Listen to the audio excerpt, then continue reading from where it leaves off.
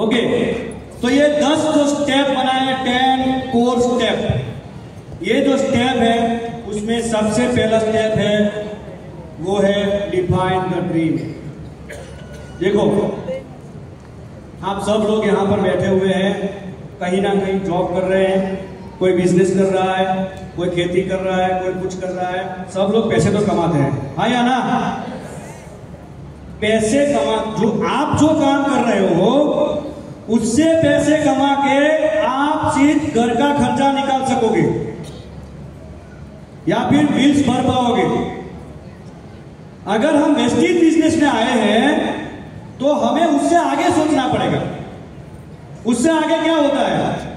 आप जो काम कर रहे हो उससे आपके खर्चे निकल रहे हैं, आपके बिल पे कर रहे हैं, तो उससे आगे क्या होता है? उससे आगे हमारे सपने जो हमने कभी देखे थे, जब हम छोटे थे हमने देखे थे, जब हमने शादी किया हस्बैंड वाइफ ने देखे थे कि हम ये करेंगे, हम वो करेंगे, हम ऐसा लाइफ जिएंगे, हमारे बच्चों को ऐसी जिंदगी देंगे।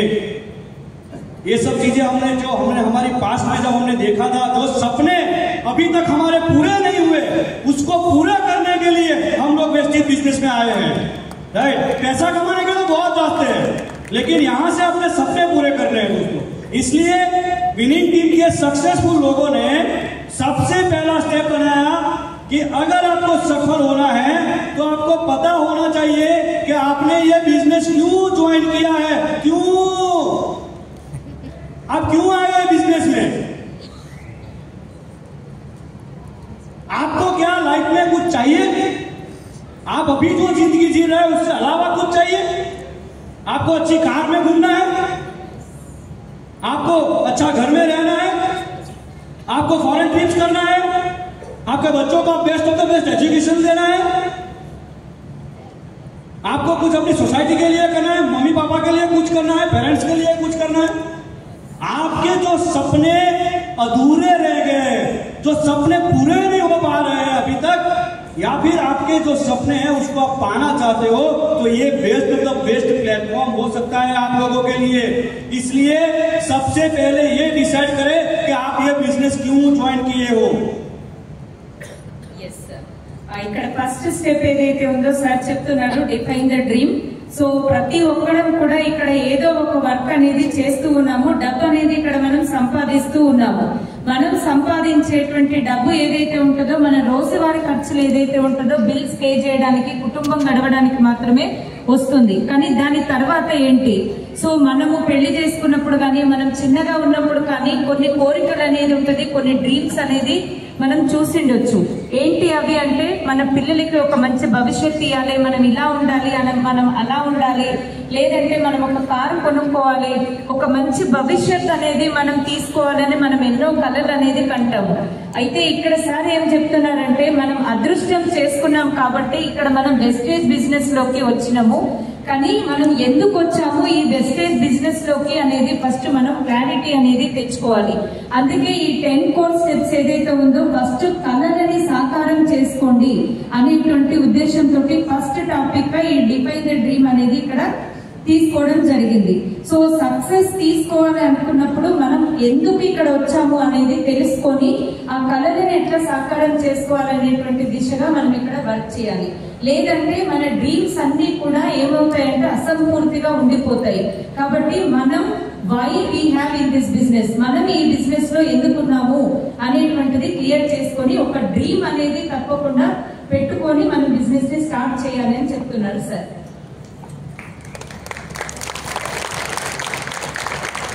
हमने जब ये बिजनेस की शुरुआत की तो हमारे अपलाइन हमारे घर पे आकर बैठे और उन्होंने मुझे पूछा कि मिस्टर पटेल आप ये बिजनेस क्यों शुरू करना चाहते हो। मैंने कहा मैंने इस बिजनेस को जैसे स्टडी किया तो इतने सारे लोग अगर मर्सिडीज लेकर घूम सकते हैं तो मेरा 50 लाख रुपए का कर्जा तो आराम से चुका दूंगा मैं, अगर मैं इसमें काम करूंगा तो अच्छे से। तो बोले रियली? मैंने कहा यस। बोले आप इससे पूरा कर सकते हो 50 लाख का कर्जा। तो मैंने कहा लेकिन इसके लिए क्या करना पड़ेगा? पहले वो बोले आप पहले कागज पे लिखो और कागज पे लिख के इसको आपके दीवार पे चिपकाओ, आपका बेडरूम में, आपका भगवान का मंदिर के पास चिपकाओ और उसे हर रोज देखना है। तो मैंने कहा इससे क्या फर्क पड़ेगा? तो उन्होंने बोला कि आप हर रोज उसको देखोगे तो आपको वो याद दिलाएगा कि आपको वेस्टेज बिजनेस में इसके लिए काम करना है। तो मैंने कहा यार बात तो सही है, आज तक तो कोई ऐसे याद दिलाने वाला था नहीं, अगर चिपकाएंगे और वो हमें हर रोज मॉर्निंग में याद दिलाएगा कि इसके लिए काम करना है तो मैं डिसिप्लिन होकर काम भी करूंगा। तो उन्होंने मुझे बोला कि आपको गाड़ी कौन सा लेना है, मैंने कहा मुझे होंडा का कार चाहिए। बोले कौन सा कलर, मैंने कहा ब्लैक कलर का। बोले मॉडल कौन सा चाहिए, मैंने कहा मैं कभी छोटा सोचता ही नहीं हूँ, अपने को टॉप मॉडल ही चाहिए। मैं लेने के लिए जब गाड़ी गया ना, शोरूम के अंदर जाके ऐसे बोला भाई टॉप मॉडल दिखा, बाकी तो देखना नहीं है, टॉप मॉडल ही लेना है, बात खत्म। अभी दूसरा गाड़ी भी लिया, उसको बोला कि और किसी का प्राइस नहीं चाहिए, टॉप मॉडल का रेट दिखा। वो भले ही मिडल मॉडल से 2-3-4 लाख महंगा हो, कोई फर्क नहीं पड़ेगा, मुझे टॉप दिखा। तो मैंने बोला टॉप मॉडल चाहिए। बोले जो गाड़ी चाहिए उसका फोटो लाके चिपका दो और उसको हर रोज देखा करो। तो मैंने कहा यार ये काम करता है? बोले यस, अगर आप हर रोज उसको देखोगे तो आपको उसके लिए काम करने का आपका मन होगा, और जब आप काम करोगे तो आप उसको अचीव भी कर पाओगे। और सही में बता रहा हूं दोस्तों, मैंने गाड़ी का पोस्टर चिपकाया तो मेरा 14वें महीने में वही सेम कलर सेम गाड़ी मेरे घर के सामने खड़ा हुआ, मैंने चिपकाया। तो अब मैंने चिपकाने का दूसरा एक वजह है, सेकंड मैटर, कि मैंने एक बुक में पढ़ा था यूएसए के अंदर 1982 में या 84 में हार्वर्ड यूनिवर्सिटी के किसी डॉक्टर्स ने 200 स्टूडेंट के ऊपर एक सर्वे किया, और सर्वे ऐसा किया कि उन लोगों को पूछा गया कि आपके जिंदगी में सपने क्या हैं। तो 200 में से 80% बच्चों ने बताया, कॉलेज स्टूडेंट ने बताया कि हमने लाइफ में कुछ डिसाइड नहीं किया है, जैसे जिंदगी लेकर जाएगी वैसे करेंगे। उसमें से 14% बच्चों ने बताया कि हाँ मुझे कलेक्टर बनना है, मुझे डॉक्टर बनना है, मुझे इंजीनियर बनना है, वो करना है, ये करना है। लेकिन वो उन्होंने दूसरा पूछा कि आपने क्या वो आपको जो बनना है वो आपने लिख के आपके दीवार के ऊपर चिपकाया है? उन्होंने बोला नहीं चिपकाया है, कोई बात नहीं। लेकिन जो 6% बच्चे उनको पूछा तो उन्होंने बताया कि यस हमारा लाइफ में ये गोल है और हमने हमारे रूम में चिपकाया है। तो वो लोग उनके रूम पे गए, उन्होंने देखा, उन्होंने सपने चिपकाए। रियल में बात कर रहा हूं, रियल हकीकत जो सर्वे किया गया था यूएसए के अंदर, 6% बच्चों ने उनका खुद का ड्रीम चिपकाया था। 20 साल के बाद वापस सर्वे किया गया उसी 200 बच्चों के ऊपर। तो जिन लोगों ने डिसाइड नहीं किया था कि हमें लाइफ में क्या करना है, वो लोग जिंदगी में कहीं पे भी सक्सेस नहीं थे। जिन लोगों ने डिसाइड किया था उनमें से 60% लोग कहीं ना कहीं अपनी जगह पे सक्सेसफुल थे। लेकिन जिन लोगों ने अपने पिक्चर चिपकाए थे उसमें से 98% लोग सक्सेसफुल थे।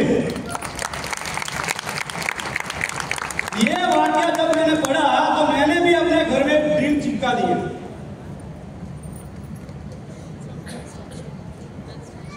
ఎస్ సార్ వచ్చేసి అప్లైన్ అడిగారంట, ఈ బిజినెస్ మీరు ఎందుకు స్టార్ట్ చేశారు అని అడిగారంట.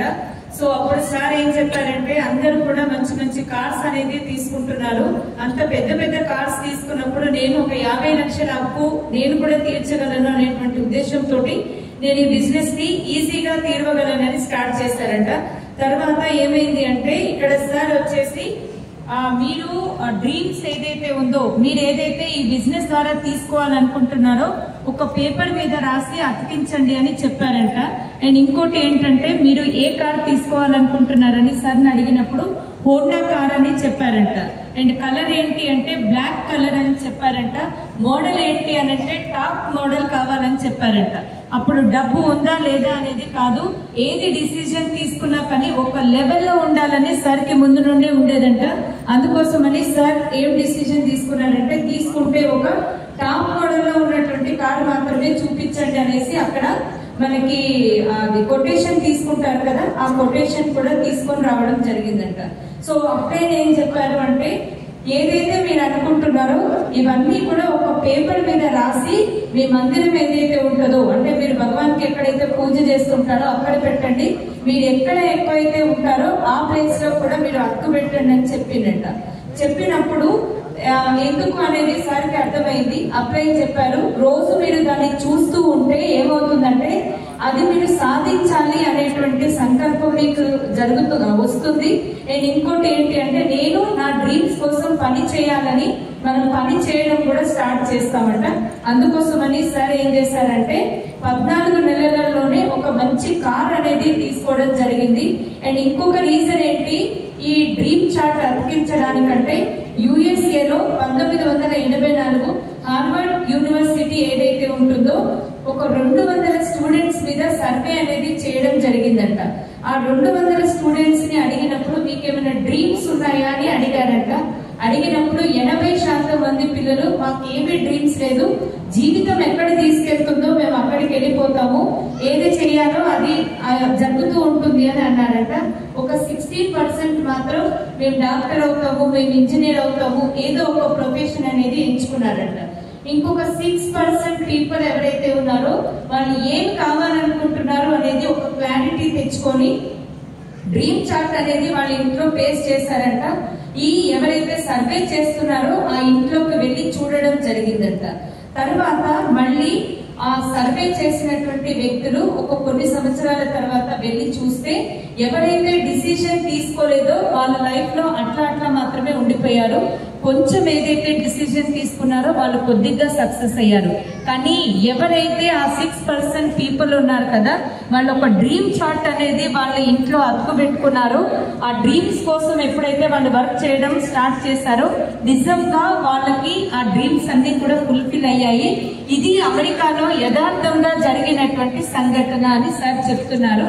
అందుకే ఇక్కడ డిఫైన్ ద డ్రీమ్ ఏదైతే ఉంటుందో ఫస్ట్ మనం ఎందుకు బిజినెస్ చేస్తున్నాం అనేది మన డ్రీమ్ చార్ట్ రాయమని మనకు చెప్తూ ఉంటారు. कितने लोग आज घर जाके अपने ड्रीम को चिपकाएंगे? वाह, ग्रेट. अपलाइन सब देख लेना,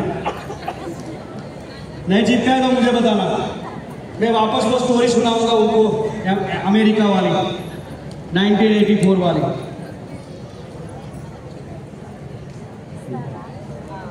ఎస్, ఈ రోజు ఎంతమంది మీ డ్రీమ్ చార్ట్ అనేది మీ ఇంట్లో అతుకు పెడతారు?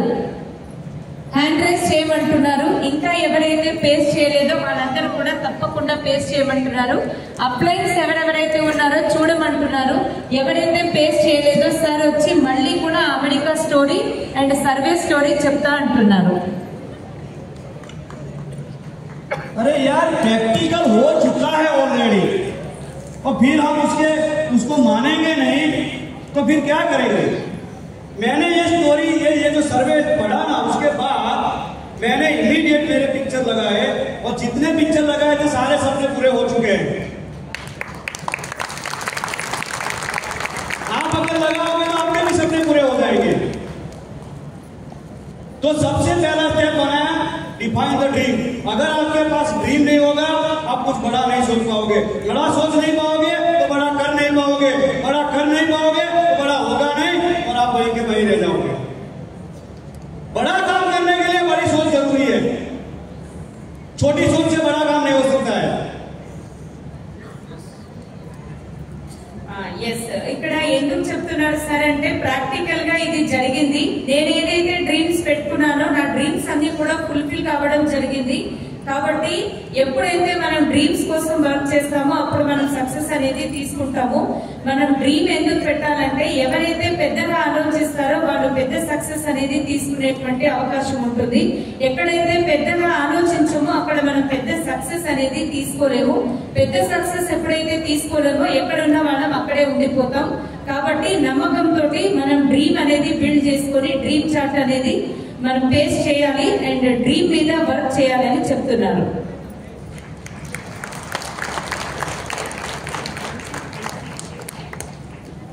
स्टेप नंबर 2, दूसरा स्टेप, बुक्स. हमें बुक्स पढ़नी है. कौन सी बुक्स? पॉजिटिव मेंटल एटीट्यूड की बुक्स पढ़नी है, फालतू की वो मोबाइल में रील्स नहीं देखना है सर। जितना जल्दी रील्स को घुमा दो ना उतना जल्दी टाइम भी जाएगा, और जितना जल्दी ऐसे रील नीचे जाता है ना उतना जल्दी आप भी नीचे जाओ। बुक पढ़ो, बुक। दुनिया के जितने भी अमीर लोग हैं वो रात को बुक पढ़ के सो जाते हैं, इससे ज्यादा मैं कुछ नहीं कहूंगा। आपको ये समझना पड़ेगा कि अगर मुझे अमीर बनना है तो मुझे अमीरों वाले गुर सीखने पड़ेंगे, और अमीरों वाले गुर आपको कहीं बाहर सीखने को नहीं मिलेंगे। आपको किसी स्टोरी के अंदर, आपको किसी रील के अंदर, या कोई फेसबुक के अंदर, या कोई व्हाट्सएप के अंदर, या यूट्यूब के अंदर, या फिर किसी और भी जगह पे आपको सफलता के गुर सीखने को नहीं मिलेंगे। अगर आपको अपने आप को चेंज करना है तो बुक पढ़ना पड़ेगा, नंबर 1। Number 2, CEP। मैंने पहले ही बताया था कि बिजनेस की शुरुआत जब मैंने की तो मुझे अपलाइन ने टूल्स दिया था, तो मैं आप लोगों को भी बोलना चाहता हूं, अगर आप इस बिजनेस को सही तरीके से करना चाहते हो तो विनिंग टीम का एप्लीकेशन आपके मोबाइल के अंदर नहीं है तो विनिंग टीम का एप्लीकेशन डाउनलोड कर दो।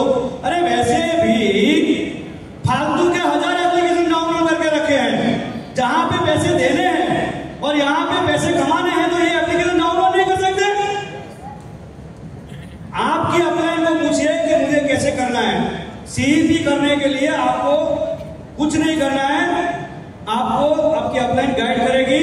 आपको एप्लीकेशन डाउनलोड करके उसमें विनिंग टीम के सारे सक्सेसफुल लोगों के वीडियोस, ऑडियोस और पूरा छोटे छोटे क्लिप्स भी है, उसको आपको पढ़ना, सुनना है, उसको देखना है और वही नॉलेज आपको इंप्लीमेंट करना है जिससे आप सफल हो पाओगे। तो मजे की बात यह है कि विनिंग टीम के अंदर जो ऑडियो वीडियो है उससे देखना शुरू करिए, ना कि फालतू के ऑडियो वीडियो देखें। तो CEP सब्सक्राइब करना है। CEP का दूसरा एक बहुत बढ़िया अभी सिस्टम निकाला है आफ्टर कोविड। हर रोज मॉर्निंग में आपकी जो अपलाइन है वो जूम एप्लीकेशन के ऊपर हर रोज मॉर्निंग में कंटिन्यूअस ई लर्निंग प्रोसेस, हर रोज मॉर्निंग में किसी का 6 बजे, किसी का 7 बजे, किसी का 6:30 बजे वो प्रोग्राम स्टार्ट होता है। आधे 1 घंटे का प्रोग्राम होता है, हर रोज मॉर्निंग में हमें उसे सुनना है। अब मॉर्निंग में सुनने के बाद ऐसा खत्म नहीं हो जाता है। जब जब आप फ्री होते हो, जब जब आप कार में जा रहे होते हो तो सॉन्ग नहीं सुनना है, हमें विनिंग टीम का CEP ऐप में से वीडियो ऑडियो सुनना है और उससे पॉजिटिव हमें माइंड को डेवलप करना है, और वही पॉजिटिव माइंड आपको बिजनेस में बहुत आगे लेकर जा सकता है। ఇక్కడ సెకండ్ స్టెప్ వచ్చేసి సార్ చెప్తున్నారు books CEP and meeting. Books ఏదైతే ఉందో ఎలాంటి బుక్స్ చదవాలి అంటే అలా ఇలాంటి బుక్స్ కాదు, పాజిటివ్ మెంటల్ యాటిట్యూడ్ ఏదైతే ఉంటుందో పాజిటివ్ థింకింగ్ ని డెవలప్ చేసేటువంటి బుక్స్ చదవమని చెప్తున్నారు. పనికిరాని రీల్స్ ఏదైతే ఉంటుందో మనం టైం వేస్ట్ కోసం పైకి కిందికి అని చూస్తూ ఉంటాం కదా, అప్పుడు మనకి టైం అంతా వేస్ట్ అవుతుంది, లైఫ్ లో ఏమీ రాదు.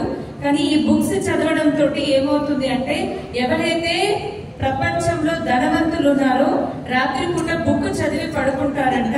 సో కాబట్టి ఇది ఏదైతే రీల్స్, ఫేస్బుక్, వాట్సాప్, ఇన్స్టాగ్రామ్ ఇవన్నిటిని తక్కువ చేసి బుక్ రీడింగ్ అనేది అలవాటు చేసుకోమని చెప్తున్నారు. సక్సెస్ఫుల్ పీపుల్ యొక్క సీక్రెట్ ఏదైనా ఉంది అంటే అది బుక్ రీడింగ్ అని చెప్తున్నారు. నెక్స్ట్ వచ్చేసి CEP. అండ్ ఈ CEP ఏంటంటే సార్ ముందే చెప్పిండ్రు, స్టార్ట్ చేసినప్పుడే సార్ టూల్స్ ఒకటి అండ్ ఇంకొకటి ఏంటి అంటే CDs ఒకటి తీసుకోవడం జరిగింది, ఇందాక చెప్పారు కదా. సో అక్కడ అప్లైన్ ఏంటి అంటే మనకి వినింగ్ టీమ్ గురించి చెప్తూ ఉంటారు కదా, వినింగ్ టీమ్ యాప్ అనేది మీరు డౌన్లోడ్ చేసుకోండి. CEP ఏదైతే ఉందో కంటిన్యూస్ ఈ లెర్నింగ్ ప్రాసెస్ అనేది ఉంది కదా, దాన్ని కూడా సబ్స్క్రైబ్ చేసుకోమని సార్ చెప్తున్నారు. మనం ఏం చేస్తున్నామంటే ఫోన్ లో ఉండకూడని యాప్స్ అన్ని పైసలు పెట్టి మరి డౌన్లోడ్ చేసుకుంటున్నాము.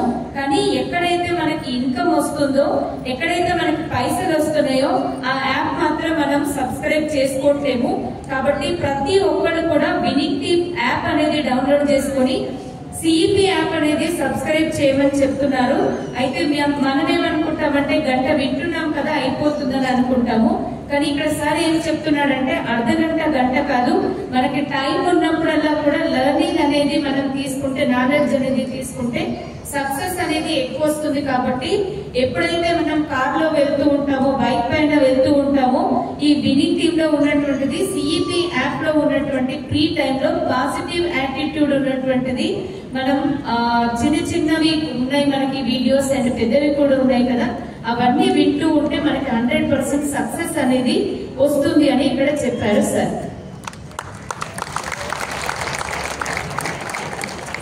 देखो, आपको सोशल मीडिया के ऊपर वीडियो देखना अच्छा लगता होगा, लेकिन अगर आपको सीडी सुनने का बोला जाए या फिर सीईपी सुनने को बोला जाए तो आपको उसमें बोरिंग लगेगा।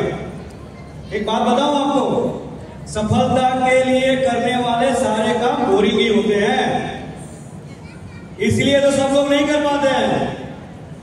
और आप अगर कम लोगों में आना चाहते हो तो उस बोरिंग काम को लव करना शुरू कर दो। इसलिए कहते हैं love what you do and do what you love.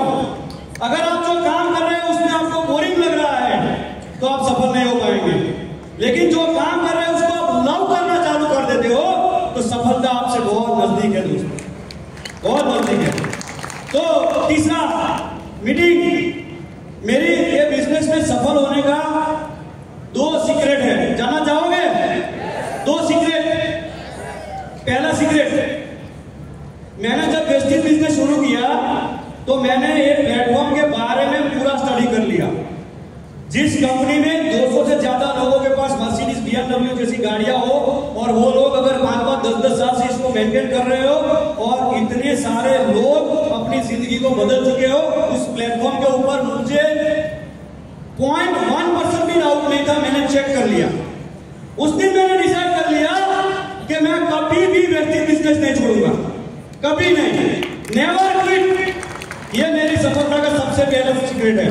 और मेरी सफलता का दूसरा सीक्रेट, मैंने आज तक 7.5 साल में कभी भी मीटिंग नहीं छोड़ा, कभी मीटिंग नहीं छोड़ा, क्योंकि मुझे पता था कि अगर मैं 100 मीटिंग भरूंगा और 100 मीटिंग में अगर मैं हर एक मीटिंग में 1-1 पर्सन सुनूंगा और 100 मीटिंग में 100 स्पीकर आएंगे, तो हर एक मीटिंग में से अगर मैं 1% लूंगा और हर एक स्पीकर से मैं 1% सीखूंगा तो 100 मीटिंग में से मैं 100% सीखूंगा कि नहीं?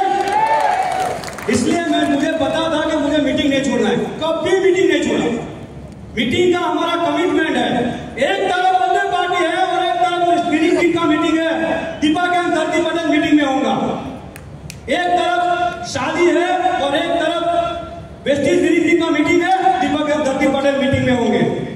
एक तरफ मेरे दोस्तों की पार्टी है और एक तरफ मीटिंग है, हम लोग मीटिंग में होंगे। और यही सीक्रेट है हमारे सक्सेस का दोस्तों। हमने कभी मीटिंग मिस नहीं किया, कभी नहीं, क्योंकि मीटिंग हमारा मंदिर है। और ये मीटिंग हमने कभी मिस नहीं किया। इसकी वजह से आज हमारे पास नॉलेज भी है, हमारे पास विजडम भी है, हम लोगों को अच्छी तरह से हैंडल भी कर सकते हैं और काम भी स्मार्टली कर सकते हैं। ఇంకో విషయం సార్ ఏం చెప్తున్నారంటే మీటింగ్స్ గురించి చెప్తున్నారు. అండ్ సక్సెస్ ఎప్పుడైతే తీసుకోవాలనుకుంటామో కొన్ని పనులు మనకి బోరింగ్ అనిపిస్తూ ఉంటాయి. బోరింగ్ అనిపించినటువంటి పనులు ఏదైతే ఉంటుందో వాటిని మనం ప్రేమిస్తామో, వాటిని మనం చేస్తూ పోతూ ఉంటామో అక్కడ మనకి సక్సెస్ అనేది వస్తుంది అని చెప్తున్నారు. సో ఇక్కడ సార్ ఇంత తొందరగా సక్సెస్ అవ్వడానికి ఒక 2 సీక్రెట్స్ ఉన్నాయి, తెలుసుకుందామా? ఎస్. ఫస్ట్ సీక్రెట్ ఏంటి సార్ చెప్తున్నారంటే, వెస్టేజ్ గురించి ఫస్ట్ బాగా స్టడీ చేసినప్పుడు అక్కడ ఏంటి అంటే ఒక 200 మంది ఓకే మంచి మంచి కార్లు అన్ని కూడా తీసుకున్నారు, లగ్జరీ కార్లు. మరి వాళ్ళందరూ అంత సక్సెస్ అయినప్పుడు నేను ఎందుకు సక్సెస్ కాలేను అనేటువంటిది ఆ రోజే సార్ నిర్ణయం తీసుకొని 0.1% కూడా డౌట్ పడలేదంట వెస్టేజ్ గురించి. సో ఆ రోజు నుండి ఈ రోజు వరకు నమ్మకం తోటి సార్ ఉన్నారు కాబట్టి ఇంత తొందరగా సక్సెస్ అనేది తీసుకోవడం జరిగింది. సెకండ్ సీక్రెట్ సార్ చెప్తున్నారు, 7.5 సంవత్సరాల నుండి ఈ రోజు వరకు కూడా సార్ ఒక్క మీటింగ్ కూడా వదిలిపెట్టలేదంట. సక్సెస్ అవ్వడానికి ఒక 100 మీటింగ్లు ఎప్పుడైతే మనం అటెండ్ అవుతామో అక్కడ మనకి 100% నాలెడ్జ్ అనేది వస్తుంది. ఎలా వస్తుంది అంటే చూడండి, 100 పీపుల్ ఉన్నారనుకోండి, 100 మీటింగ్స్ కి వెళ్ళినాం అనుకోండి, ఒక్కొక్క మీటింగ్ లో ఒక్కొక్క పర్సన్ మనతో మాట్లాడుతున్నారు అనుకోండి, ఆ ఒక్క పర్సన్ నుండి 1% నాలెడ్జ్ మనం తీసుకున్నాం అనుకోండి, 100% నుండి ఎంత నాలెడ్జ్ తీసుకుంటాం మనం? 100% నాలెడ్జ్ అనేది తీసుకోగలుగుతాం. ఎప్పుడైతే మనకి 100% నాలెడ్జ్ అనేది వస్తుందో 100% అక్కడ సక్సెస్ కూడా వస్తుంది. అండ్ ఇంకొకటి ఏం చెప్పారు సార్ ఇక్కడ అంటే, ఎంతమంది పెళ్లిలో ఉన్నా కూడా దీపక్ పటేల్ అండ్ ధర్తి మేడం ఇద్దరు కూడా ఎక్కడ ఉంటారు అంటే ఆ మీటింగ్ లోనే ఉంటారు అని చెప్తున్నారు. ఫ్రెండ్స్ పార్టీ ఉంది కానీ సార్ వాళ్ళు ఎక్కడ ఉంటారు? మీటింగ్ లోనే ఉంటారు. ఫంక్షన్స్ ఉన్నాయి, సార్ వాళ్ళు ఎక్కడ ఉంటారు? మీటింగ్ లోనే ఉంటారు. సో ఇక్కడ సార్ చెప్పడం ఏంటి అంటే, ఎప్పుడైతే మనం మీటింగ్స్ అటెండ్ అవుతూ ఉంటామో అక్కడ మాకు నాలెడ్జ్ అనేది రావడం జరిగింది. మేము ఇంత తొందరగా సక్సెస్ అవ్వడానికి జ్ఞానము, తెలివి ఈ రెండు కూడా మాకు రావడానికి ఉపయోగపడింది అయితే మీటింగ్స్. కాబట్టి మీటింగ్స్ ని ఎప్పుడు కూడా వదిలిపెట్టద్దు, ఇది మా కమిట్మెంట్ అని సార్ ఇక్కడ చెప్తున్నారు. चलो एक प्रैक्टिकल बात बताता हूँ, जबरदस्त प्रैक्टिकल बात। आप मुझे बताइए, मुकेश अंबानी जी के घर पे हर रोज कितनी इनविटेशन कार्ड आते होंगे? इतने आते होंगे कि नहीं? ये सुनो, इतने सारे। आपको क्या लगता है, मुकेश अंबानी मीटिंग में जाएगा कि शादी में जाएगा? मीटिंग में जाएगा। और दूसरी बात, नॉर्मल लोगों को जब घर में इनविटेशन कार्ड आता है शादी का, 2 महीने पहले शादी में जाना, शादी में जाना। दूसरा ऐसा है कि अगर हम उस शादी में नहीं जाएंगे तो उनको बुरा लगेगा। अरे सुनो, बाइक लेके जाओगे ना, बाइक लेके शादी में आप सुबह से लेके शाम तक अटेंड करके जाओगे, किसी को पता नहीं चलेगा। और दूसरा चीज, जितने इनविटेशन कार्ड आए सब में शादी में चले जाओगे, लोगों को लगेगा ये फ्री है, इसके पास पूरा टाइम ही टाइम है, फालतू आदमी है। और तीसरा, बाइक लेके जाओगे कोई नोट नहीं करेगा, मर्सिडीज लेके जाओगे 2 मिनट रुक के चले जाओगे, सब लोग नोट करेंगे। और दूसरा चीज, मुकेश अंबानी अगर किसी की शादी में नहीं जाएगा तो लोगों को बुरा लगेगा। क्या बोलेंगे लोग बोलेंगे अरे वो तो बड़े लोग हैं, वो नहीं आएंगे, ऊपर से वो गर्व करेंगे, बोले बड़े लोग नहीं आते। आज हमारी फैमिली में सबके आगे हमारा इंप्रेशन ऐसा है, दीपक एंड धरती पटेल वो बोलते हैं वो लोग बड़े लोग हैं, वो शादी में नहीं आएंगे, ऐसा फर्क महसूस करते।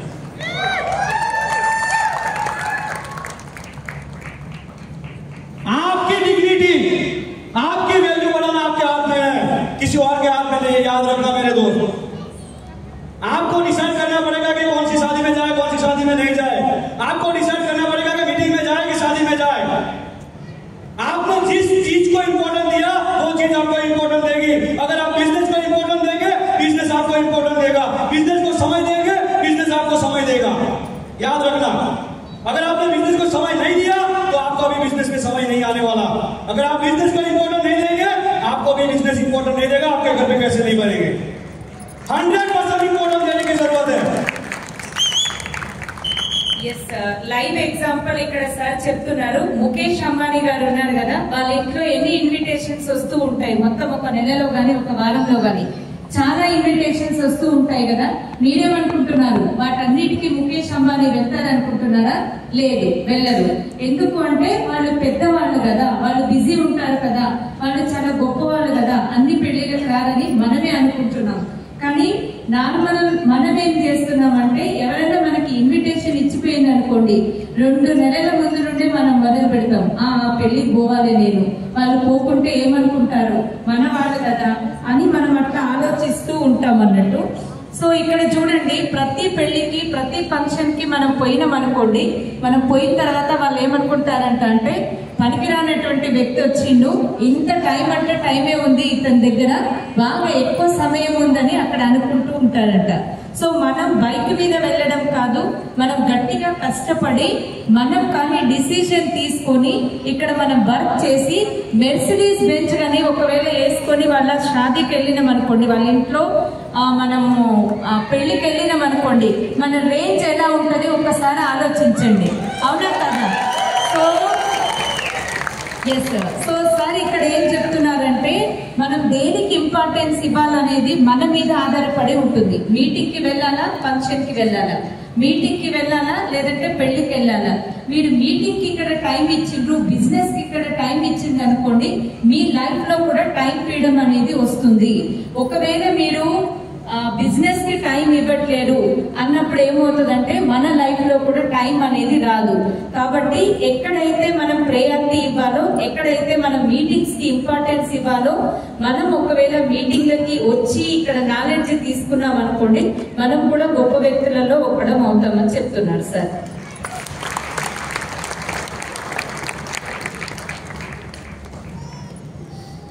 Number 3, 100% product use. 100% मतलब 100%। वेस्टीज मेरा बिजनेस है और मेरे घर में वेस्टीज के अलावा किसी और कंपनी का प्रोडक्ट नहीं आएगा। 100% प्रोडक्ट यूज। आप जितने भी लोग सक्सेस देख रहे हो ना, उनके घर में जाके चेक कर लो, किसी भी कोने में आपको दूसरी ब्रांड का प्रोडक्ट नहीं मिलेगा। दूसरी ब्रांड के लिए हम उसके दुश्मन नहीं है, लेकिन सारा 40 साल तक मार्केट के प्रोडक्ट यूज किए, कुछ नहीं हुआ।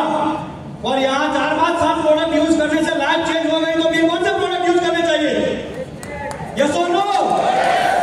आप अगर वेस्टीज बिजनेस कर रहे हो और वेस्टीज में मिलने वाला कोई प्रोडक्ट आपके घर में दूसरी कंपनी का है, तो समझ लेना आप वेस्टीज के वफादार नहीं हो, आपके प्रोडक्ट के प्रति वफादार नहीं हो, और वो चीज आपको बहुत नुकसान पहुंचा सकती है। सिंपल सी बात बताना चाहता हूं। एक हाईवे रोड है, रोड के ऊपर इस तरफ पुरुषोत्तम दासू सर का डोसा का होटल है और दूसरी तरफ दूसरी कंपनी का एक डोसा का होटल है। अब पुरुषोत्तम दासू सर सामने वाले ढाबे से डोसा खाएगा तो उनके ढाबे पे डोसा खाने कौन जाएगा? लोग सोचेगा यार ये डोसा बना रहे हैं, सामने वाले के वहां पर खाते हैं, कुछ तो गड़बड़ है, आया ना? ऐसे ही अगर आपने वेस्टीज बिजनेस ज्वाइन किया है, आपने किसी को ज्वाइन करवाया, बोले वेस्टीज का प्रोडक्ट जबरदस्त है और हमारे घर में सारे प्रोडक्ट वेस्टीज के यूज करते हैं, वो घर में आके देखेगा टूथपेस्ट तो लाल कलर का दिख रहा है और ये बोल रहा था कि तो वेस्टीज का प्रोडक्ट यूज कर रहा है। वहां पे आपका वैल्यू डाउन हो जाएगा और आप वही उसी टाइम आप जीरो हो जाओगे। याद रखना, हमें 100% कमिटमेंट के साथ वेस्टीज के प्रोडक्ट यूज करने हैं, क्योंकि ये कॉमन सेंस है यार। प्रोडक्ट चेंज कर लेना है यार, क्यों यार मार्केट के प्रोडक्ट लेके यूज करना? अरे छोटे बच्चे को मैं इधर बुलाऊंगा और उसके हाथ में मैं एक बुक दूंगा, वो बुक मैं बोलूंगा बेटा एक बुक का देखो तुम, वो बुक उसको मजा आ रहा है देखने में, थोड़ी देर वो बुक देखता है, फिर मैं वो बुक उससे लेने की कोशिश कर रहा हूँ, वो नहीं दे रहा है, मैं उसको इतना बड़ा चॉकलेट देता हूँ, दिखाता हूँ, देख बेटा ये चॉकलेट है ना, मैं तुमको दे दूंगा, ये बुक छोड़ दो ना तुम, और ये दूसरा बुक दे रहा हूँ वो पढ़ो ना तुम। छोटा बच्चा क्या करेगा? चॉकलेट मिलता है तो छोटा बच्चा क्या करेगा? वो पुरानी बुक छोड़ेगा कि नहीं? तो हमारे सपने पूरे होने वाले हैं, हमारी जिंदगी बदलने वाली है, हमारे लाइफ चेंज होने वाली है, तो हम प्रोडक्ट चेंज नहीं कर सकते? सिंपल 100% प्रोडक्ट यूज मतलब 100% प्रोडक्ट यूज। आज आप रैंडमली बोल रहा हूं, जाओ जाके चेक कर लो मेरे घर में, किसी को भेज दो, आपका कोई रिलेटिव है उसको, मेरा घर पूरा चेक कर ले, आपको वेस्टीज के अलावा कोई प्रोडक्ट नहीं दिखने को मिलेगा। థర్డ్ పాయింట్ వచ్చేసి సార్ చెప్తున్నారు 100% ప్రోడక్ట్ యూజ్ ఎందుకు చేయాలి అనేది ఇక్కడ చెప్తున్నారు. చాలా ఉద్వేగంతో సార్ చెప్తున్నాడు. ఏం చెప్తున్నాడు ఇక్కడ అంటే వెస్టేజ్ నా బిజినెస్ కాబట్టి మా ఇంట్లోనే వెస్టేజ్ తప్ప వేరే ఏ ప్రోడక్ట్స్ కూడా ఉండకూడదు, కనపడకూడదు. వేరే బ్రాండ్ అనేది మనం అస్సలు కూడా వాడకూడదు. ఇలా మనము ఒక కొన్ని సంవత్సరాలు చేస్తే మన లైఫ్ అనేది మారుతుంది. 40 సంవత్సరాల నుండి ఎక్స్ బ్రాండ్ ఏదైతే ఉందో మనం వాడుతున్నాం, మన జీవితం ఏమైనా మారిందా? ఏమీ మారలేదు. ఎట్లా ఉందో అట్లనే ఉంది. కానీ ఇక్కడ జీవితం మారుతుంది అన్నప్పుడు ప్రోడక్ట్ మారడానికి మనకి ఏంటి కష్టం అని ఇక్కడ అడుగుతున్నారు. అండ్ ఇంకొకటి ఏంటంటే ఒక హైవే రోడ్ అనేది ఉంది. హైవే రోడ్ లో ఏంటంటే పురుషోత్తం దాస్ సార్ది హోటల్ ఉంది అండ్ ఇంకొక డాబా కూడా ఉంది. అయితే ఒకవేళ పురుషోత్తం దాస్ సార్ వాళ్ళ హోటల్లో దోశ తినకుండా వేరే డాబాలో ఉన్నటువంటి హోటల్లో దోశ తిన్నారనుకోండి, సో సార్ హోటల్ కి ఎవరైనా వస్తారా? రాడు. ఎందుకు అంటే సారే వేరే దగ్గరికి వెళ్తున్నారు కదా అని ఇక్కడ సార్ చెప్తున్నారు. ఎందుకు అంటే మన ఇంట్లో మన ప్రోడక్ట్స్ వాడకుండా వేరే ఒక కొత్త వ్యక్తి దగ్గరికి వెళ్ళినప్పుడు మనం ఏం చెప్తామంటే వెస్టేజ్ ప్రోడక్ట్స్ జబర్దస్త్ ఉంటాయి, చాలా బాగుంటాయి, వాడండి అని చెప్తాం. కానీ ఆ వ్యక్తి వచ్చినప్పుడు ఏమైతుందంటే అక్కడ ఎష్యూర్ పేస్ట్ కు బదులుగా రెడ్ కలర్ లో ఉన్నటువంటి పేస్ట్ చూస్తారు. అప్పుడు మన వాల్యూ ఏమవుతుందంటే 0 అయిపోతుంది. మనం చెప్పినటువంటిది మొత్తం కూడా అబద్ధం అయిపోతూ ఉంటది. ఇప్పుడు చిన్న పిల్లలు ఉన్నారనుకోండి, చిన్న పిల్లల దగ్గర ఒక బుక్ ఉంది. సో మనం ఏం చేసినామంటే ఒక చాక్లెట్ ఇచ్చినాము, ఒక పెద్ద బుక్ అనేది ఇచ్చినాము. ఓకే, నువ్వు ఆ బుక్ ఉంది కదా అది పక్కకు పెట్టేసి ఈ బుక్ లో డ్రాయింగ్ చేసుకో, ఈ బుక్ లో చదువుకో, నీకు చాక్లెట్ కూడా ఇస్తున్నారు కదా అన్నప్పుడు ఏం చేస్తాడంటే ఆ అబ్బాయి ఏం చేస్తాడు, ఆ బుక్ తీసుకొని చేస్తాడు. ఎందుకంటే చిన్నది వదిలిపెట్టి ఆ బాబు దగ్గర పెద్దది వచ్చేసింది కదా, చాక్లెట్ కూడా వచ్చేసింది, ఎక్కువ వచ్చింది. అంటే ఇక్కడ కూడా ఏంటంటే మన ప్రోడక్ట్ మారడం తోటి మన డ్రీమ్స్ అనేది ఫుల్ఫిల్ అవుతున్నాయి అన్నప్పుడు ఎందుకు మీరు ఇంకా సంకోచిస్తున్నారు, ఎందుకు మన ప్రోడక్ట్ మారడానికి ఇంకా కూడా మనం ఆలోచిస్తున్నామని సార్ కొంచెం ఉద్వేగంతో చెప్పడం జరిగింది. అండ్ నెక్స్ట్ వచ్చేసి ఏమంటున్నారంటే మీ రిలేటివ్స్ ఉన్నా మీరు ఎవరైనా కూడా మా ఇంట్లోకి వెళ్ళి చెక్ చేయండి, ఏ వస్తువైనా కూడా వెస్టేజ్ కాకుండా ఇంకొకటి ఏదైనా మీకు దొరికింది అనుకోండి నన్ను అడగండి అని చెప్తున్నారు. అంటే అంత కమిట్మెంట్ అనేది 100% ప్రోడక్ట్ యూజ్ ఉండాలి అని చెప్తున్నారు ఇక్కడ సార్. स्टेप नंबर 4, देखो हमें यहाँ पर नेटवर्क बनाना है और आपको अगर नेटवर्क बनाना है तो आपको लोगों को इस बिजनेस में लाना पड़ेगा। क्यों लाना है? आपके फायदे के लिए नहीं, आपको लोगों को लेकर आना है उनकी जिंदगी चेंज करने के लिए। लेकिन आपने बिजनेस शुरू किया, उनको सपना नहीं आएगा, राइट? आपने स्टार्ट किया तो उनको थोड़ी सपना आएगा। पवन जी ने वेस्टेज ज्वाइन किया तो लोगों को सपना आ जाएगा कि ये पवन जी ने बिजनेस स्टार्ट किया, चलो उनके जाके घर में जाके लाइन लग जाता है, चलो वे वेस्टेज ज्वाइन कर लेते हैं आप सामने। ऐसा होता है? ऐसा कभी नहीं होगा। लोगों को सपना थोड़ी आएगा। तो आपको क्या करना है, एक लिस्ट बनाना है, उसको सिस्टमेटिकली लिस्ट बनाना है। आप लोग सोचता है लिस्ट बनाने का क्या जरूरत है, मेरे मोबाइल में तो है, वो नहीं चलेगा। ऑर्गेनाइज होकर काम करना है। अगर आप ऑर्गेनाइज होकर काम करोगे रिजल्ट ऑर्गेनाइज आएगा, अगर आप अनऑर्गेनाइज हो जाओगे रिजल्ट नहीं आएगा। आपको क्या करना है, सिंपल सा काम करना है। आज रात को जाके बैठना है, आपका एक डायरी लेना है, उस डायरी के अंदर नंबर, नेम, गांव का नाम और मोबाइल नंबर, ऐसे 4 कॉलम करके आपको लिस्ट बनाना है। नहीं आता है चिंता मत करो, विनिंग टीम ने इसके लिए नेम लिस्ट पेड बनाया है, वो लेके आप उसका यूज कर सकते हो। सिंपल सी बात है, लिस्ट बना दो, 100-200 लोगों का लिस्ट बना के अपलाइन के साथ बैठ जाओ। अगर आपने लिस्ट बना दिया तो आपने इस बिजनेस का 60% काम खत्म कर दिया, 50 और 60% का काम आपने खत्म कर दिया। और सबसे क्या बोलते हैं उसको, एक ऐसी बात है कि इस बिजनेस में आने के बाद 60% से 70% लोग लिस्ट बनाते ही नहीं है, इसलिए वो लोग सफल नहीं हो पाते हैं। आप लोग 60% में हो या 40% में हो? लिस्ट बनाने वाले लोग 40% में है और जो नहीं बनाते हो 60% में। आप कौन से परसेंट में हो, 40% या 60%? तो लिस्ट बनाएंगे आज आपको जाके। ఎస్, ఇంకోటి ఏంటంటే 4th పాయింట్ సార్ చెప్తున్నారు మేక్ ఏ లిస్ట్. ఇక్కడ ఏంటంటే మనం నెట్వర్క్ అనేది తయారు చేయాలి. ఎలా మనం నెట్వర్క్ తయారు చేయాలంటే ఇప్పుడు పవన్ సార్ ఇక్కడ బిజినెస్ స్టార్ట్ చేశారనుకోండి, పవన్ సార్ వాళ్ళ ఇంటి దగ్గర వచ్చేసి అందరు మాకు డ్రీమ్స్ ఉన్నాయి, మేము జాయిన్ అవుతాం అనేది లైన్ కట్టారు కదా. సో ఎవరెవరికి డ్రీమ్స్ ఉన్నాయి, ఎవరెవరికి మనం ఈ బిజినెస్ అనేది పరిచయం చేయాలనేది ఒక ఆర్గనైజ్డ్, ఒక క్రమ పద్ధతిలో, ఒక సిస్టమేటిక్ గా, ఒక క్రమశిక్షణ తోటి మనం ఇక్కడ లిస్ట్ అనేది తయారు చేయాలి. అన్ఆర్గనైజ్డ్ గా చేస్తే ఇక్కడ సక్సెస్ అనేది తీసుకోలేమని చెప్తున్నారు. లిస్ట్ ఎట్లా చేయాలంటే నెంబర్ అంటే క్రమ సంఖ్య, వాళ్ళ పేరు, వాళ్ళు ఎక్కడ ఉంటారు, వాళ్ళ కాంటాక్ట్ నెంబర్, ఈ విధంగా మనము లిస్ట్ అనేది ఒక 100 మెంబర్స్ ని చేయాలి.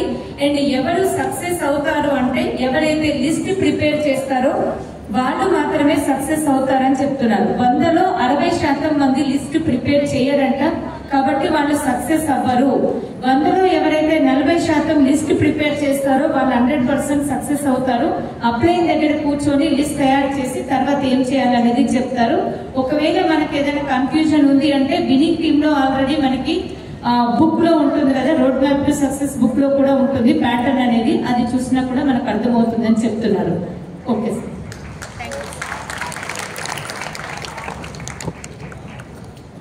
जो आपने लिस्ट बनाया है उसमें से लोगों को फोन करके कांटेक्ट करना है, इनवाइट करना है.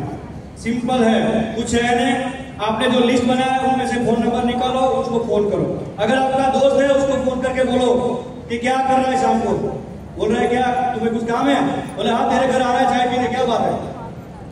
वो बोलेगा यार कोई बात नहीं, आ जाओ, उनके घर पे जाओ, अपलाइन को लेकर जाओ पहले अगर आप नए हो तो, और उनको ये बिजनेस का प्लान दिखाना है. राइट, सिंपल सी बात है.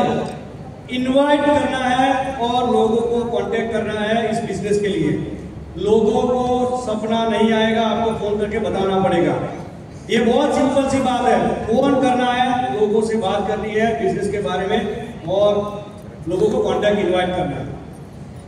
ఎస్, ఇంకోటి 5th స్టెప్ ఏం చెప్తున్నారంటే ఏదైతే మనం కాంటాక్ట్ లిస్ట్ చేసామో దాంట్లో మనము కాంటాక్ట్స్ ఏవైతే ఉన్నాయో దాన్ని మనం ఏం చేయమంటున్నారంటే ఇన్వైట్ అనేది చేయమంటున్నారు. అండ్ ఎలా ఇన్వైట్ చేయాలంటే మీకు ఒకవేళ ఫ్రెండ్స్ ఉన్నారనుకోండి, అరే ఏం చేస్తున్నావు, ఓకే సో ఏం చేస్తున్నారో చెప్తారు, చాయ్ తాగడానికి మీ ఇంటికి రావాలా అని వాళ్ళు అంటారు. లేదంటే నేను ఈ రోజు చాయ్ తాగడానికి మీ ఇంటికి వస్తున్నానని చెప్పి కొత్త వాళ్ళు ఒకవేళ ఎవరైనా ఉన్నారనుకోండి అప్లైని తీసుకొని వెళ్ళి ప్లాన్ చెప్పడానికి వెళ్ళాలి. చాలా సింపుల్, ఇన్వైట్ చేయడం, కాంటాక్ట్ చేయడం, ఇక్కడ ఇది సార్ చెప్తున్నారు.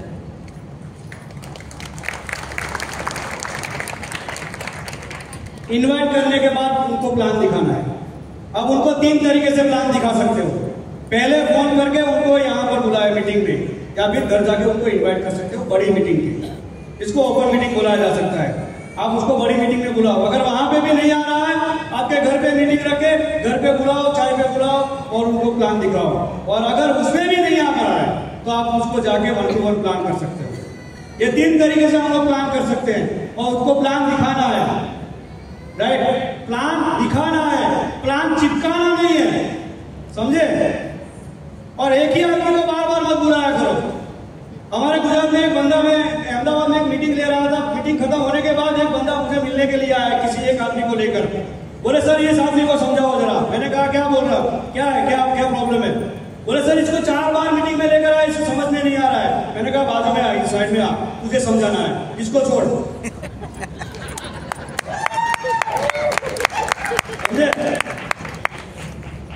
150 करोड़ लोग हैं यार, क्या यार एक के पीछे पड़ रहा. छोड़, आए तो बेस्ट, नहीं तो नेक्स्ट.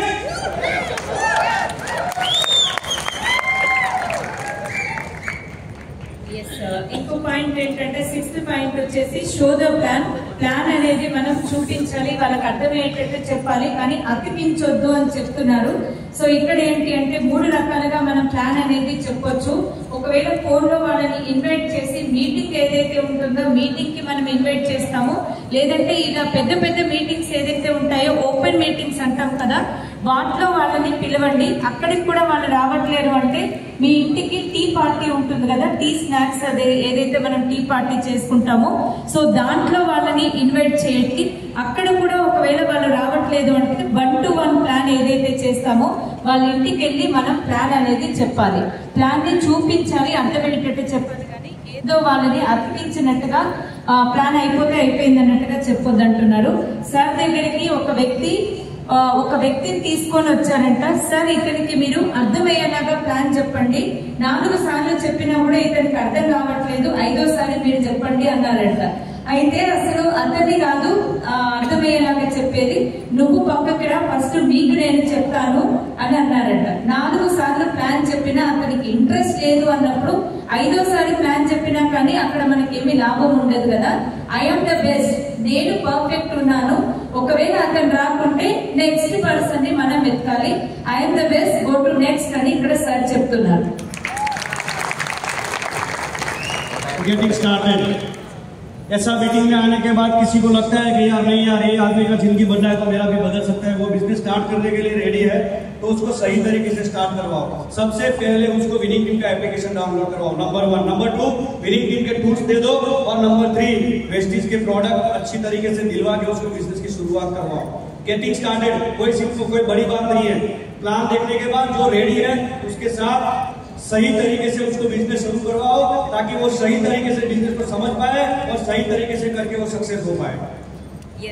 ఇక్కడ సరే ఏం చెప్తున్నారంటే గెటింగ్ స్టార్టెడ్ అంటాం కదా, ఇక్కడ ఒక మీటింగ్ లో మీరు తీసుకొచ్చి కూర్చోబెట్టారు, పెద్ద మీటింగ్ లో. సార్ ఎలా అయితే సక్సెస్ అయ్యారో నేను కూడా సక్సెస్ అవుతానని ఆ వ్యక్తి ఎప్పుడైతే నిర్ణయం తీసుకుంటారో అతనికి ఒక సరైన విధానంగా మనం ఈ వెస్టేజ్ బిజినెస్ ని స్టార్ట్ చేయించాలి అంటున్నారు.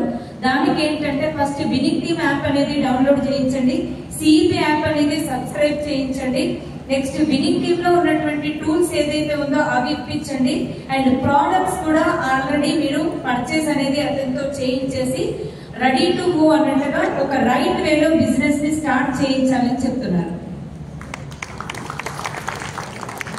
इस बिजनेस की शुरुआत करते हो अगर आप, या फिर आपने ऑलरेडी स्टार्ट कर दिया है, या फिर ऑलरेडी कर रहे हो, आपको कोई भी क्वेश्चन हो, आपको कोई इश्यू है, आपको कोई भी तकलीफ है, आपको कुछ समझ में नहीं आ रहा है, आपकी अपलाइन के साथ काउंसलिंग करो, अपलाइन को पूछो, क्योंकि आपकी अपलाइन ही एक ऐसा आदमी है जो सॉल्यूशन दे सकता है।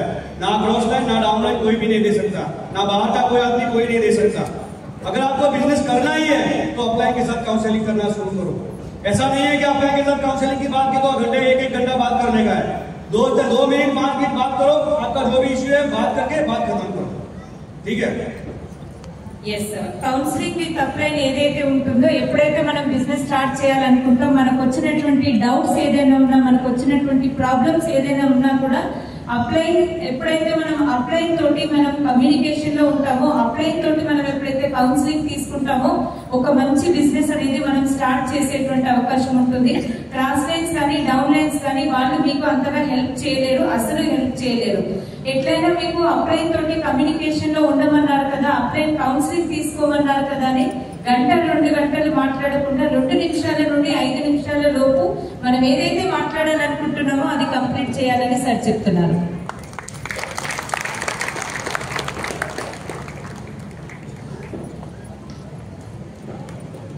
अगर इस बिजनेस को बहुत बड़े लेवल पर लेकर जाना है, आपको खुद की एक बहुत बड़ी इंप्रेशन बनानी है और आपको बहुत बड़ा आदमी बनना है, तो आपको अकाउंटेबल रहना पड़ेगा। 3 चीजों में अकाउंटेबल रहना बहुत जरूरी है। नंबर 1 पैसे के मामले में, आपने किसी के साथ पैसे का ट्रांजैक्शन कर दिया है तो पैसे का मामले में एकदम क्लियर हो जाओ। आपने टिकट लिया, आपने कोई बुक्स परचेस किया, आपने कोई टूल्स लिया ऑनलाइन से या फिर किसी और से, आप पहले पेमेंट करके उसको परचेस करो। अगर आपने मनी के साथ मैसेज किया, आपका बिजनेस पूरा मैसअप हो जाएगा। तो सबसे पहली बात, मनी मैटर में एकदम क्लियर रहना है, अकाउंटेबल रहना है। नंबर 2, आपको टाइम का अकाउंटेबल रहना बहुत जरूरी है। आपने किसी को टाइम दिया कि मैं 10 बजे पहुंचूंगा, आपको 10 बजे पहुंचना है। अगर लेट हो रहे हैं तो फोन कर देना, लेकिन ऐसा नहीं है बार बार लेट हो रहा है, बार बार फोन करना है, ठीक है। एक ही बार अगर लेट हो रहे हैं फोन कर देना है थोड़ा टाइम के लिए, लेकिन टाइम पे पहुंचना है। अगर आप आधा घंटा लेट आओगे, 1 बार 2 बार 3 बार, तो उसके दिमाग में आपके लिए एक इंप्रेशन बन जाएगा कि ये तो लेट कमर है, ये तो ऑलवेज लेट ही आएगा, ये कभी टाइम पर आएगा नहीं, तो आपका इंप्रेशन खराब हो जाएगा वहां पर। तो आप किसी को टाइम देते हो तो टाइम पर आना शुरू करो, राइट। मैं टाइम का इतना पाबंद हूं, मैं इतना डिसिप्लिन हूं कि आज तक मेरा रिकॉर्ड है कि मीटिंग का टाइम 8 बजे का है,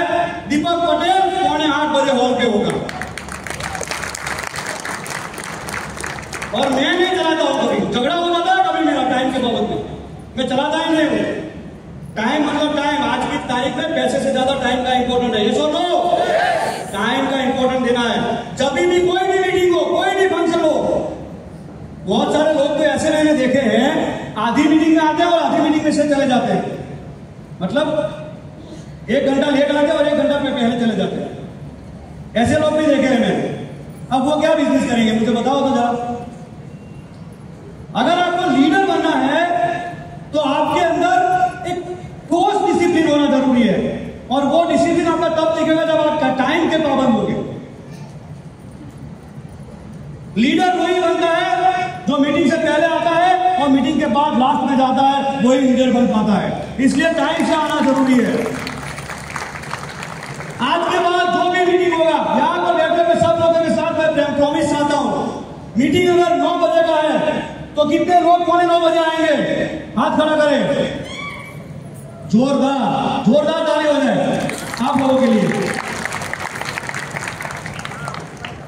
ఎస్ సార్, ఇక్కడ 9th పాయింట్ సార్ చెప్తున్నారు అకౌంటబిలిటీ, జవాబుదారీతనము అండ్ నిజాయితీ అనేది ఇక్కడ మనం మన బిజినెస్ లో చూపిస్తేనే మనం ఒక మంచి సక్సెస్ అనేది ఇక్కడ తీసుకుంటామని చెప్తున్నారు. ఒక వ్యక్తి మనని నమ్మాలన్నా, మనం వాళ్ళని ప్రభావితం చేయాలన్నా కూడా మనం ఒక 3 విషయాల మీద ఎక్కువ ఇంపార్టెన్స్ ఇవ్వాలని చెప్తున్నారు. ఫస్ట్ ఒకటి ఏంటిదంటే మనీ. ఏదైతే మనం మనీ ట్రాన్సాక్షన్స్ పెట్టుకుంటాం కదా, క్రాస్ లైన్స్ తో కానీ, డౌన్ లైన్స్ తో కానీ, అప్ లైన్స్ తో కానీ అస్సలు కూడా పెట్టుకోవద్దని చెప్తున్నారు. ఒకవేళ మనం బుక్స్ ఏమైనా తీసుకున్నాము, టూల్స్ ఏమైనా తీసుకున్నాము, టికెట్ కి ఏమైనా అమౌంట్ తీసుకున్నామంటే వెంటనే దాన్ని క్లియర్ చేయాలి అని చెప్తున్నారు. ₹1 ఎవరికి ఇవ్వకూడదు, ₹1 ఎవరి దగ్గర తీసుకోకూడదు అని చెప్తున్నారు. అండ్ ఇంకొకటి సెకండ్ పాయింట్ వచ్చేసి టైం. డబ్బు కంటే కూడా చాలా విలువైంది సమయం అని ఇక్కడ సార్ చెప్తున్నారు. ఎందుకంటే ఎవరి దగ్గర అయితే సమయ పాలన లేదో వాళ్ళు సక్సెస్ అనేది తీసుకోలేరు. ఎవరైతే టైం మేనేజ్ చేయగలుగుతారో వాళ్ళు పెద్ద సక్సెస్ అనేది ఇక్కడ తీసుకుంటారని చెప్తున్నారు. అండ్ ఇక్కడ ఏంటి అంటే ఒక వ్యక్తికి మనం టైం ఇచ్చినాము, ఒకరోజు ఒక అర్ధగంట లేట్ అయింది అంటే ఆ వ్యక్తి మనల్ని నమ్ముతారు. మళ్ళీ కూడా మనం ఇంకొకసారి అర్ధగంట లేట్ అయింది, ఇంకోసారి కొంచెం నమ్ముతారు. కానీ పదే మనం అదే లేట్ అయింది అని ఏదో ఒక సాకు చెప్తూ ఉంటే ఆ వ్యక్తి యొక్క మనసులో మన మీద ఒక అభిప్రాయం అనేది ఏర్పడుతుందంట. ఇతను నిజంగా కూడా అన్ని అబద్ధాలు చెప్పేటువంటి వ్యక్తి అని అక్కడ మన రెప్పో అనేది ఖరాబ్ అయిపోతుందని చెప్తున్నారు. అండ్ ఇంకొకటి ఏంటంటే సార్ది రికార్డ్ అనేది ఉందంట. 8 o'clock కి ఒకవేళ మీటింగ్ ఉంది అంటే దీపక్ పటేల్ సార్ 7:45 హాల్లో ఉంటారంట ఎప్పుడు కూడా. అంటే ఏదైతే మీటింగ్ టైం ఉందో దానికంటే ముందే ఇక్కడ ఉంటారంట. అండ్ మనీ కంటే కూడా టైం ని ఎక్కువ కూడా మనం ప్రాముఖ్యత ఇవ్వాలి అని చెప్తున్నారు. ఈ రోజు ఈ హాల్లో ఎంతమంది ఉన్నారో అంతమంది కూడా సార్కి ప్రామిస్ ఇవ్వమని చెప్తున్నారు. 9 గంటలకి మీటింగ్ ఉంది అంటే 8:45కి ఎంతమంది హాల్లో ఉంటారు? సో మీ గురించి మీకు ఒక్కసారి గ్రేట్ రౌండ్ ఆఫ్ అప్లాస్ అండి. मैं एक टेक्निकल बात बताना चाहता हूँ। जब भी कोई मीटिंग होता है और मीटिंग का टाइम 9 बजे का होता है और मुझे लगेगा ना कि लेट होने वाला है, मेरा दिमाग खराब हो जाता है और मेरी गाड़ी 120 पर चलती है, दिमाग खराब हो जाता है मुझे। मैं पसंद ही नहीं करता लेट जाने का। कभी मेरी वाइफ के साथ भी कभी झगड़ा हो जाता है, वो मेरे को बोल रहे सब लोग लेट आ रहे हैं तुम। मैंने कहा मैं लीडर हूं, मैं लोगों के जैसा नहीं हूं, मैं मास में नहीं हूं, मैं क्लास हूं। आप लोग मास है या क्लास है? जो लोग क्लास है वो टाइम पे आएंगे कल से मीटिंग में। यस और नो? यस। चलाना ही नहीं है, बात खत्म हो गई। यस सर, ఇక్కడ సార్ नंबर 3 अकाउंटेबिलिटी। नंबर 3, अगर आपने किसी को प्रॉमिस दिया है ना तो आप उसके ऊपर अकाउंटेबल रहना है।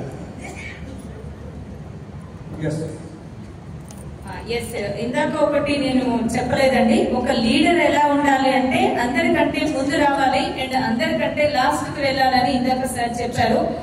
చాలా మంది ఏం చేస్తారంటే సగం మీటింగ్ లో ఉంటారు, సగం మీటింగ్ కి వెళ్ళిపోతూ ఉంటారు. వాళ్ళు అసలు ఎందుకు వస్తారో వాళ్ళకే అర్థమవుతుందో లేదో అని ఇక్కడ ఇందాక సార్ చెప్పారు. అండ్ ఇంకొకటి ఏంటి అంటే లేట్ వెళ్ళడం సార్కి అస్సలు కూడా ఇష్టం ఉండదంట. లేట్ అవుతుంది అన్నప్పుడు గాడి స్పీడ్ ఏదైతే ఉంటుందో 120 వరకు కూడా వెళ్తూ ఉంటుందంట. అండ్ వాళ్ళ మేడం అడుగుతూ ఉంటారంటే ఎప్పుడు ఎందుకు ఇంత తొందరగా వెళ్ళడం, ఇంకా అందరు వెళ్ళలేదు కదా అంటే నేను మాస్ లో ఒకటి కాదు, అంటే గుంపులో ఒకటిగా నేను ఉండాలనుకోవట్లేదు. క్లాస్ పీపుల్ ఎవరైతే ఉంటారో అందులో ఒకటిగా నేను ఉండాలనుకుంటున్నాను అని అంటున్నారు సార్. మరి మనమందరం మాస్ లో ఒకటిగా, అంటే గుంపులో ఒకటిగా ఉందామా, లేదంటే మన కోసం గుంపు ఎదురు చూసేలాగా మనం ఒక క్లాస్ లీడర్ లాగా ఉందామా అని ఇక్కడ సార్ అడుగుతున్నారు మనని. ఎలా ఉందామంటారు? క్లాసా మాసా? క్లాస్ ఏనంట. अगर क्लास है तो टाइम पे आना है, यस और no? And last and final, learnable, teachable, duplicable. देखो आप सब लोग लर्नेबल है इसलिए तो इधर बैठे हैं, यस और नो? आप सीखने के लिए है यहाँ पर. अब कुछ नहीं करना है, आज आपने जो सीखा है वो जाके लोगों को सिखाना है. जो बाहर वाले लोग हैं ना उनको सिखाना है, और फिर उनको बोलना है कि आगे मीटिंग में आके सीख के लोगों को सिखाना शुरू करो. बड़ी बात है? कुछ हार्ड लग रहा है इसमें? आपको बताओ, एक बहुत बड़ी बात बताने जा रहा हूँ. हमारे गुजरात में एक हमारा ट्रेनिंग मीटिंग था, और ऐसा सिर्फ हमको इसमें 10 को स्टेप ले रहे थे. 1 घंटे का मीटिंग था, और उस मीटिंग में हमने एक बिजनेसमैन को बुलाया था जिसने बिजनेस का मॉडल प्लान नहीं देखा था. उसने सिर्फ ये 10 को स्टेप के संस्कार देखे मीटिंग टीम के, ये संस्कार देके इसने बिजनेस ज्वाइन किया. सोचो इसका वैल्यू कितना हाई लेवल पे है. कहां सिखाया जाएगा ये सब चीजें? ये 25 सालों का नहीं, 500 सालों का एक्सपीरियंस है. विनिंग टीम की सारी लीडरशिप को अगर इकट्ठा करके सबके एक्सपीरियंस को मिलाओगे तो 500 साल का एक्सपीरियंस हो जाएगा. और ये 500 साल का एक्सपीरियंस आपके लिए काम करने के लिए तैयार है. आप रेडी है कि नहीं? ఇక్కడ 3వ పాయింట్ ఏం చెప్పారంటే వాగ్దానం, ప్రామిస్. ఎవరికైతే మనం ఏ విషయం గురించి అయితే ప్రామిస్ ఇస్తున్నామో మనం దాన్ని 100% ఇక్కడ నిలబెట్టుకోవాలని చెప్తున్నారు. అండ్ లాస్ట్ ఏంటి అంటే లెర్నబుల్, టీచబుల్, డూప్లికేబుల్. ఇలాంటి మీటింగ్స్ లో వచ్చి మనము నేర్చుకుంటాము. నేర్చుకున్నది ఎవరైతే రాలేదో, ఎవరైతే బయట ఉన్నారో వాళ్ళకి జ్ఞానం అనేది ఇస్తాము. మళ్ళీ మనం ఏం చెప్తామంటే వాళ్ళకి మీరేదైతే నేర్చుకున్నారో సేమ్ అది మనం డూప్లికేట్ చేయాలి, నకలు చేయాలి అని ఇక్కడ చెప్తున్నారు. నేర్చుకోవాలి, నేర్పించాలి, మళ్ళీ దాన్ని వేరే వాళ్ళకి కూడా డూప్లికేట్ చేయాలి. ఇది మీరు చేయడానికి అందరూ రెడీ ఉన్నారా? అండ్ ఇంకొకటి ఏంటి అంటే గుజరాత్ లో ఒకసారి 10 కోర్ స్టెప్స్ ది మీటింగ్ అవుతూ ఉందంట. అక్కడ బిజినెస్ జాయిన్ కానటువంటి ఒక కొత్త పర్సన్ అక్కడ మీటింగ్ వచ్చారంట. ఈ 10 కోర్ స్టెప్స్ ఎప్పుడైతే విన్నారో వెంటనే దాని సంస్కారం ఈ 10 కోర్ స్టెప్స్ నచ్చి బిజినెస్ లో జాయిన్ అవ్వడం జరిగిందంట.